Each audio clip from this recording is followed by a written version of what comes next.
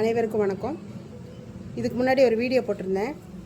நான் மேல்மருவத்தூர்லேருந்து கொண்டு வந்த குழந்தை பார்வோங்கிற கொடிய நோயிலிருந்து தப்பிச்சு வந்தது உங்கள் எல்லாத்துக்கும் தெரியும். அப்பப்போ அப்டேட் கொடுத்துட்ருந்தேன்.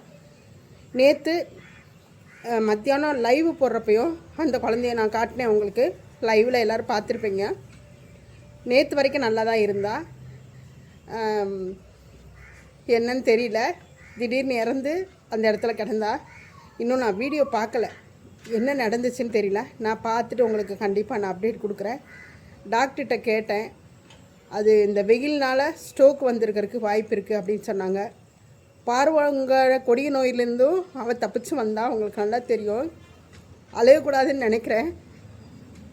ஏன்னா பிறப்புன்னு ஒன்று இருந்தால் இறப்புன்னு ஒன்று இருக்கும். ஒரு சிஸ்டர் தனிப்பட்ட முறையில் சொல்லியிருந்தாங்க, நீங்கள் எந்த நேரத்துலையும் மனசு விடக்கூடாது சிஸ்டர், ஏன்னா நிறைய குழந்தைகளை நீங்கள் பார்க்குறீங்க, இதெல்லாம் நீங்கள் கடந்து தான் வரணும்.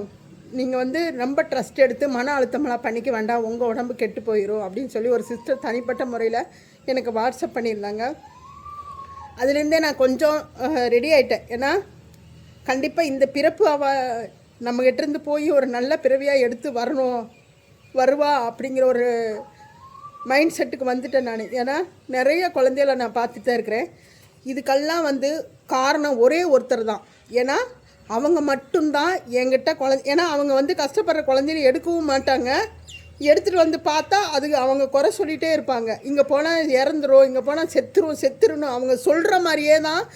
நான் எந்த குழந்தைய கையில் எடுத்து வச்சு வீடியோ போட்டாலும் அந்த குழந்தை என்கிட்ட இருக்கவே மாட்டேங்குது. நான் எந்த குழந்தை மேலே பாசம் வைக்கணும் அந்த குழந்தை என்கிட்ட நிறைய நாள் இருக்கிறதில்ல. இதுக்கெல்லாம் அவங்க மட்டும்தான் காரணம். நான் அடித்து சொல்லுவேன், அவங்க தான் காரணம். அவங்க தான் சொல்லுவாங்க, அம்மா எல்லாத்திட்டையும் அங்கே கொடுக்காதீங்க, செத்துரு அப்படின்னு சொல்லிட்டு அவங்க எப்போ சொல்கிறாங்களோ அதே மாதிரி தான் இப்போ வரைக்கும் நடந்துக்கிட்டு இருக்குது.